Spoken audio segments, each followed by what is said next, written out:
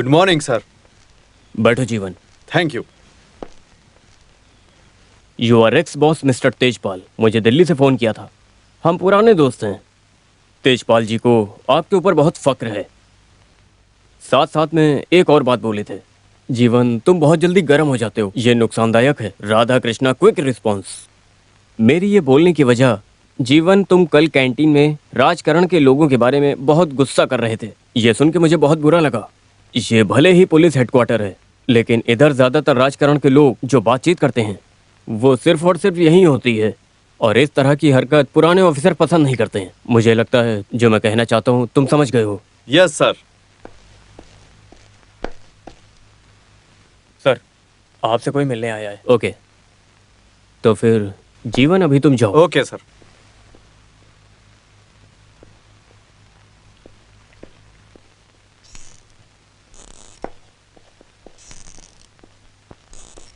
हाँ, good morning. बैठिए sir. पिल्ले भाई, कल सेकंड डेट में रहते वक्त जब आप मुझ पे गुस्सा हुए थे, तब मैंने कुछ उल्टा जवाब नहीं दिया। वजह यह थी कि मेरे साथ 3 लोग थे। इस वजह से पिल्लाई भाई भले ही आप विपक्ष पक्ष में आप भले ही हों, लेकिन थोड़े दिन के लिए मंत्री पद में हुए थे।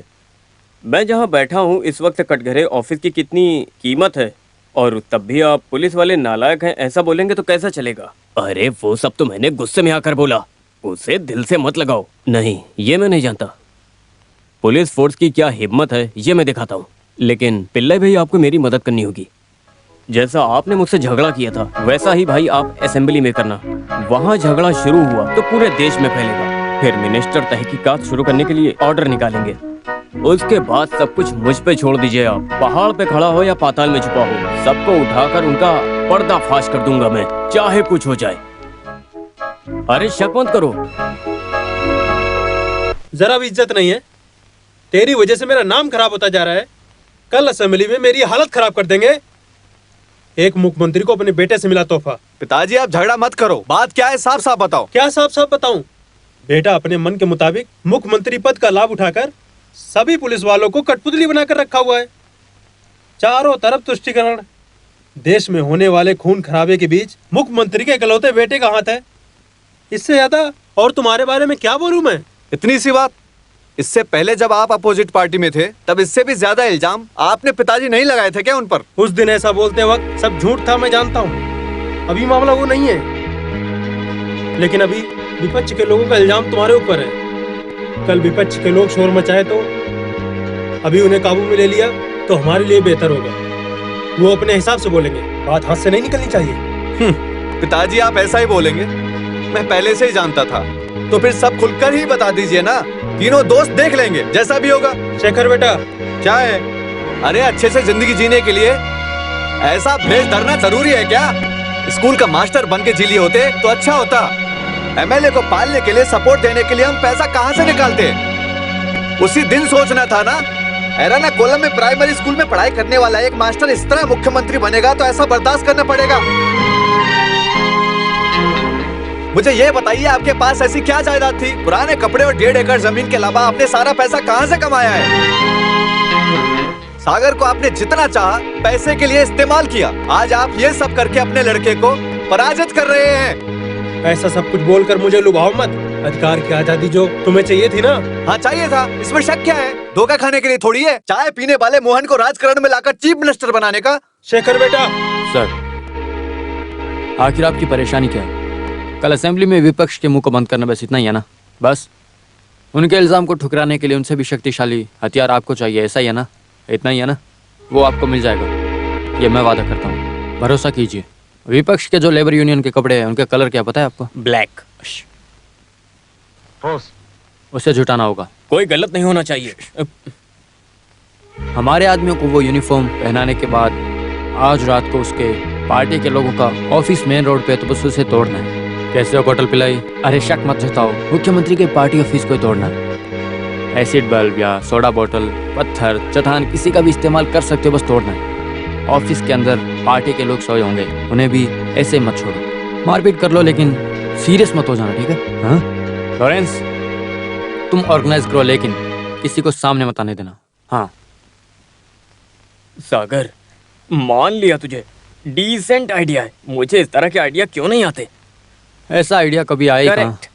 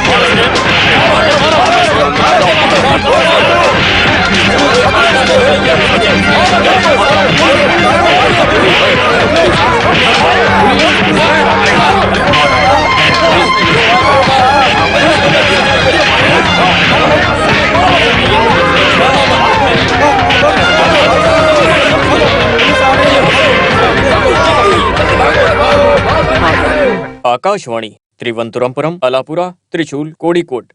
खास खबर है, बालसुब्रमण्यम बालचंद्र। पिछले एक हफ्ते से जो चल रहा था, केरला के पार्लियामेंट की सभा आज आधे में ही बंद कर दी गई।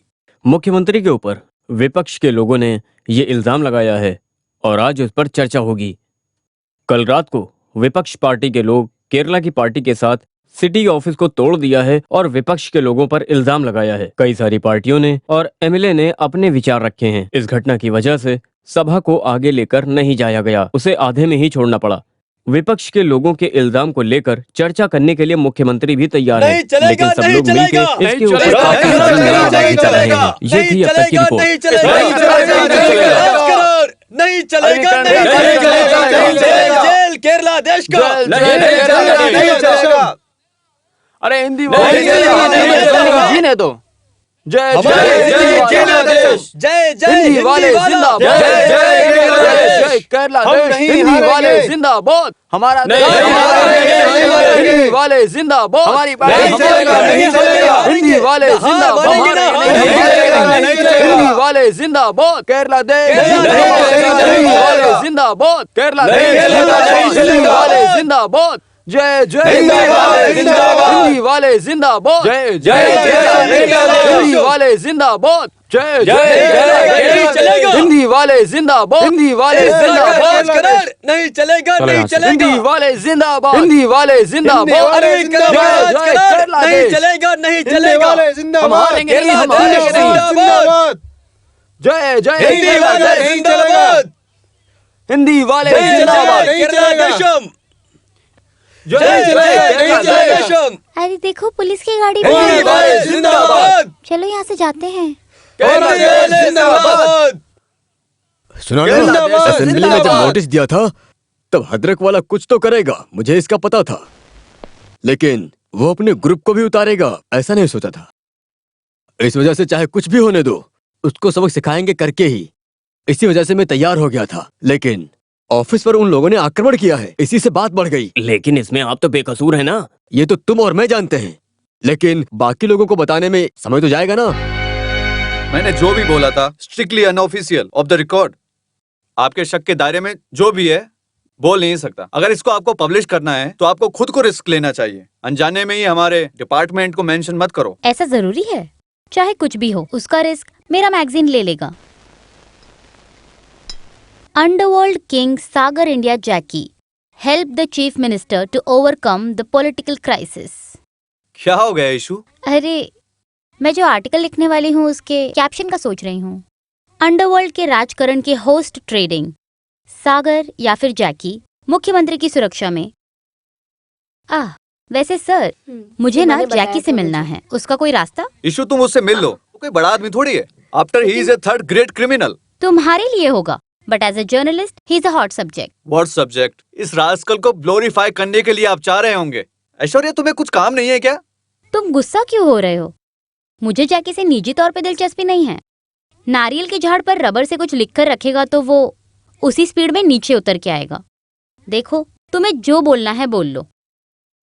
लोगों को इसकी जरूरत है। अंडरवर्ल्ड के इन लोगों की वीरता की कहानी, how they control political machinery, वो लोग पुलिस वालों को कैसे नचा रहे हैं। सुनो, पुलिस वालों की बेइज्जती किया तो समझो। अरे सर, आपके बारे में नहीं बोल हाँ। रही, सिर्फ आप ही नहीं है, यहाँ और भी तो पुलिस वाले हैं ना। वैसे सुनो, जैकी को मैं ढूंढ निकालूंगी हाँ, विदाउट हाँ। Your help. ओ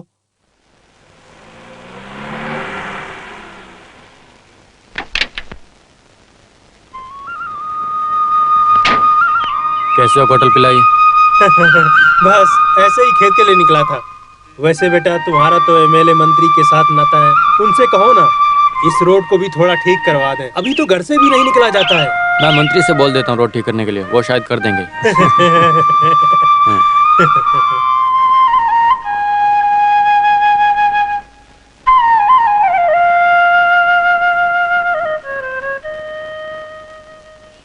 ये भाई लक्ष्मण तुम जाओ, वानरपति को यूं समझाओ, सीता बिन व्याकुल है राम, राम सिया सियावर राम।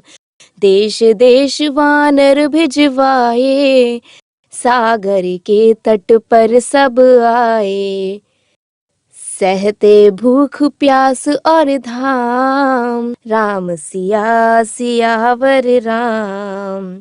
संपाति ने पता बताया, सीता को रावण ले आया, सागर कूद गए हनुमान, राम सिया सियावर राम। वृंदावन वृंदावन में रावण वानर कुल को मार के भगाया, उसके बाद वानर कुल ने बचने के लिए राम से आके मदद मांगी थी। दोनों मिलके कौशल्या के वार में आपस में मिल गए थे।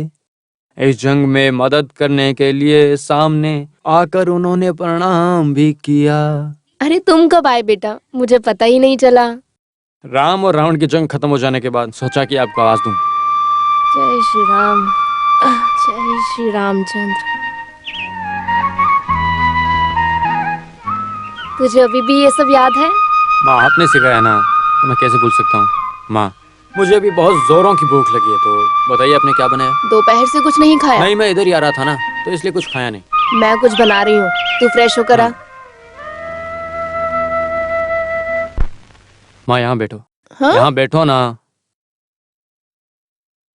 मेरे साथ रहने के लिए आप वहाँ क्यों नहीं आ जाती हो? टाउन में ठहरना ठीक नहीं है। मेरा रहन सहन, मंदिर आना जाना सब रुकेगा। वहाँ पानी की कोई कमी नहीं है माँ, आप चिंता मत करो। पाइप को खोलने से काफी है, लेकिन 24 घंटा पानी आएगा। और माँ तुम्हें जो भी भगवान चाहिए सब वहाँ पे है। ऐसा बिल्कुल नहीं है कि तुम्हारे साथ रहना मुझे पसंद नहीं। मैं तुम्हारे साथ रहूंगी तो तुम्हारे पिताजी के समारोह में कौन जाकर दिया जलाएगा बेटा?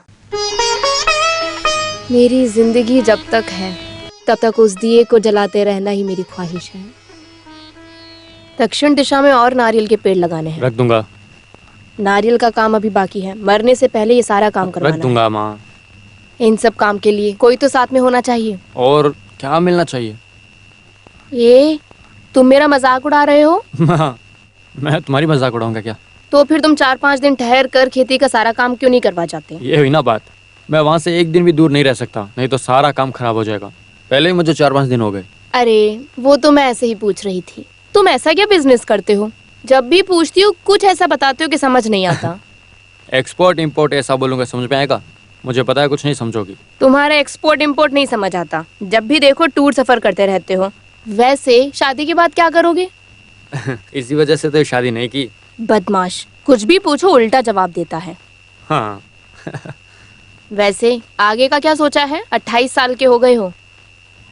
तुम्हारे पिताजी के रिश्ते में एक लड़की है वत्सला, बहुत संस्कारी है। कुछ ज्यादा पढ़ाई लिखाई तो नहीं की उसने, पर तुम जाकर एक बार उससे मिलो। अगर तुम्हें पसंद आई तो फिर आगे का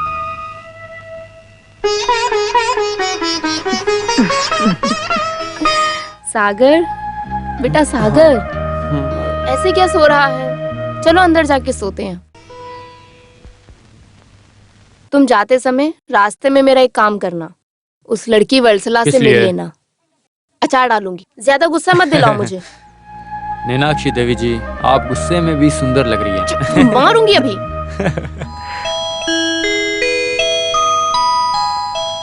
मैं चलूं क्या? ये कैसा आना जाना है बेटा? अगली बार आना तो कम से कम 2 दिन माँ के साथ गुजारना। ठीक है माँ।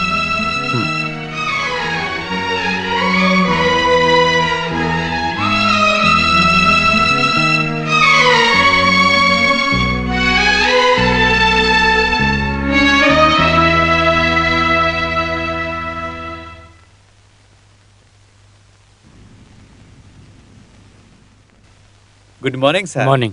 Any message? Sir mister Kishori ने फोन किया था, 2:30 बजे की फ्लाइट से दुबई जाएंगे, उससे पहले आप जाकर उनसे मिल लें। हाँ